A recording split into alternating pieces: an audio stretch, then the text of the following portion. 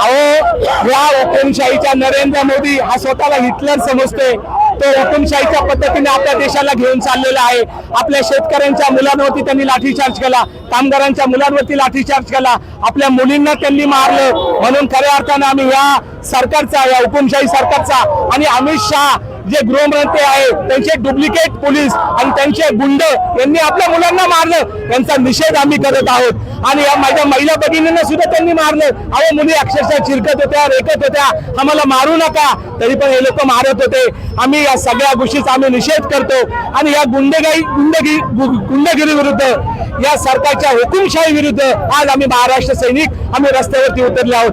वेळ पडली तर महाराष्ट्र नवनिर्माण सेना संपूर्ण जिल्ह्यामध्ये आंदोलन उभं करेल. माननीय राजसाहेब सांगतील त्या पद्धतीने आम्ही आंदोलन करणार आहोत. माननीय राजसाहेबांचे आम्ही कार्यकर्ते आहोत, अमित साहेबांचे आम्ही कार्यकर्ते आहोत. कुठल्या पद्धतीने आम्ही झुकणार नाही.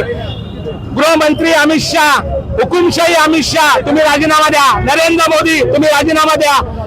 धर्मेंद्र प्रधान, तुझी मुलगी फॉरेन मध्ये शिकते, त्याचा खर्च भारत सरकार करते. तुम्हाला 12 वर्षामध्ये एक कॉलेज नाही करता आलं, 12 वर्षामध्ये एक युनिव्हर्सिटी नाही तुम्हाला उभी करता आली. यांचे आमदारांचे मुलं, यांचे खासदारांचे मुलं, याचा खर्च भारत सरकार करते. शोकांतिका आहे की तुम्ही आमच्या गरिबांच्या मुलांना तुम्ही मारलं, आमच्या गरिबांच्या मुलांना तुम्ही लाठीचार्ज केला.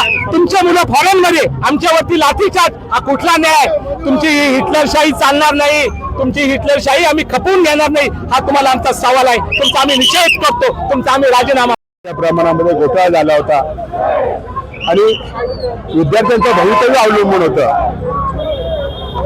तर विद्यार्थ्यांची ही मागणी रास्त होती, विद्यार्थ्यांची होती, त्यांच्या पालकांची होती, देशवासियांची होती का शिक्षण मंत्र्यांनी राजीनामा दिला पाहिजे. आणि या सरकारनं तात्काळ शिक्षण मंत्री राजीनामा घेतला आला असता तर मात्र विद्यार्थ्यांना आंदोलन करण्याची वेळ आली नसती. हे सरकार कुठेतरी शिक्षण मंत्र्यांना पाठीशी घालतंय आणि शिक्षण मंत्र्याच्या राजीनाम्यासाठी विद्यार्थी आंदोलन करताय, दिल्ली यंत्रणावरती आंदोलन करताय.